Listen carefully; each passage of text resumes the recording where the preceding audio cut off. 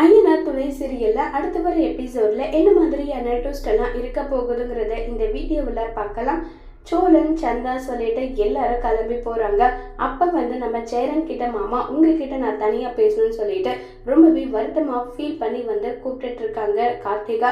உடனே சேரன் இங்க பாருமா, நீ உன் புருஷனோட வந்திருக்க, கல்யாணத்துக்கு முன்னாடி நீ எப்படி வேணும்னாலும் இருந்திருக்கலாம், கல்யாணம் ஆனதுக்கு அப்புறம் எப்படி இருக்கணுமோ நீ அந்த மாதிரி இருந்தாதான் உனக்கு நல்லது, எல்லாருக்குமே நல்லதுன்னு சொல்லிட்டு இருக்காங்க.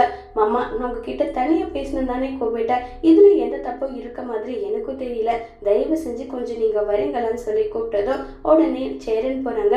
சேரன் என்ன விஷயம் சொல்லுன்றாங்க. இங்க பாருங்க மாமா, நான் கல்யாண லைஃப்ல நான் சந்தோஷமா இருக்கேன், அதுக்காக உங்களை மறந்துட்டேன்னா கேட்டா கண்டிப்பா நான் உங்களை மறக்கல.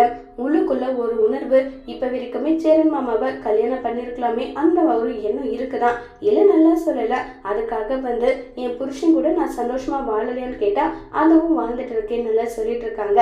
இப்படி பேசுறது உங்களுக்கே என்னை பத்தி சீப்பா இருக்கும் தான், ஆனா வேற வழி கிடையாது மாமா, நான் அடுத்த லைஃப்பை பத்தி மூவ் ஆன் ஆகிட்டேன், நீங்க இப்படி இருக்கிறது எனக்கு ரொம்ப கஷ்டமா இருக்கு, சீக்கிரமா என்னை விட நல்ல பொண்ணா உங்களுக்கு கிடைப்பா, உங்களுடைய கல்யாணத்தை பார்க்கணும்னு ஆசைப்படுறேன், கண்டிப்பா நீங்க கல்யாணம் பண்ணிக்கணும்னு சொல்லிட்டு இவங்க ரெண்டு பேரும் பேசிட்டு இருக்காங்க. கார்த்திகாவோட ஹஸ்பண்ட் பாத்துடுறாங்க. இதை பார்த்து கார்த்திகாவோட ஹஸ்பண்ட் என்ன நினைக்க போறாங்க, உண்மையே கார்த்திகா சொன்னா கார்த்திகாவோட லைஃப் என்ன ஆக போகுதுங்கிறத வரப்போற எபிசோட்ல வெயிட் பண்ணி பார்க்கலாம். தேங்க்யூ.